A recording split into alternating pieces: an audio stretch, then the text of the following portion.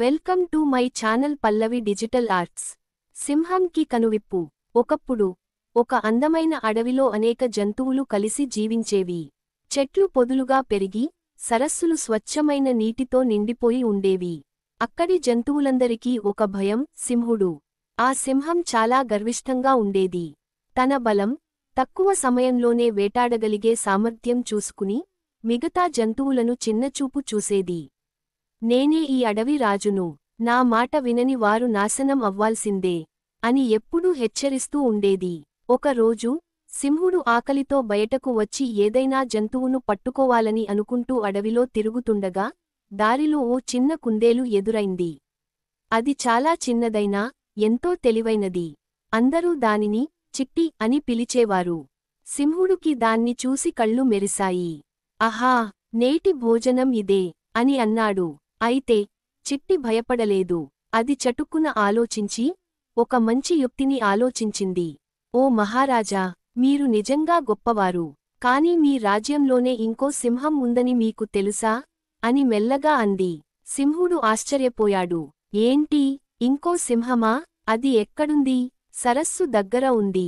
అది చాలా పొగరుగా ఉంది. మీకంటే గొప్పవాడినని చెప్పుకుంటూ ఈ అడవిపై పట్టు సాధించాలని చూస్తోంది అని చిట్టి చెప్పింది. సింహుడు కోపంతో ఉరకలేశాడు. ఎవడు నా రాజ్యంలో నన్ను మించినవాడు అంటూ చిట్టిని వెంటపెట్టుకుని సరస్సు దగ్గరకు వెళ్ళిపోయాడు. సరస్సు వద్దకు చేరాక చిట్టి నెమ్మదిగా చెప్పింది, రాజా, మీరు నీటిలో చూడండి. ఆ సింహం మీ కోపాన్ని చూసి తప్పుకుంటుందేమో. సింహుడు నీటిలో తొంగి చూశాడు. అక్కడ ఏముంది? ఓ భారీ సింహం. కాని అది నిజమైన సింహం కాదు, నీటిలో కనిపిస్తున్న తన ప్రతిబింబం. కోపం, ఆరాటంతో సింహుడు గర్జించి, నన్ను ఓడించాలనుకుంటావా? నీ కన్నా నేనే గొప్పవాడిని అంటూ గర్జించాడు. అది అలా అనేసరికి నీటి లోతులో తన ప్రతిబింబం కూడా అంతే కోపంగా కనిపించింది. సింహుడు గట్టిగా గర్జించగానే నీటి సింహం కూడా అలాగే గర్జించినట్లు అనిపించింది. కోపంతో తట్టుకోలేక సింహుడు ఆ నీటిలో దూకాడు. కాని అందులో ఇంకెవ్వరూ లేరు. అది ముక్కుని ముంచి కొట్టుమిట్టాడి కష్టం మీద బయటకొచ్చి ఒడ్డుకు చేరుకుంది. చిట్టి చూసి నవ్వుకుంది. మహారాజా, అది మరో సింహం కాదు, అది నీటిలో మీ ప్రతిబింబం మాత్రమే అని చెప్పింది. అంతే, సింహుడికి నిజం అర్థమైంది. తన అహంకారం మూలంగా తాను నష్టపోయానని తెలుసుకున్నాడు.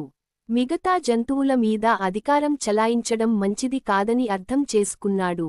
అక్కడినుంచి సింహుడు మిగతా జంతువుల పట్ల దయగా, స్నేహపూర్వకంగా వ్యవహరించటం ప్రారంభించాడు.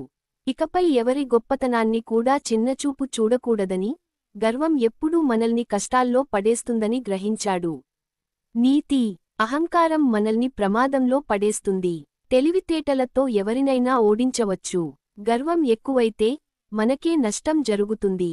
Thank you so much for watching. Please like, share and subscribe.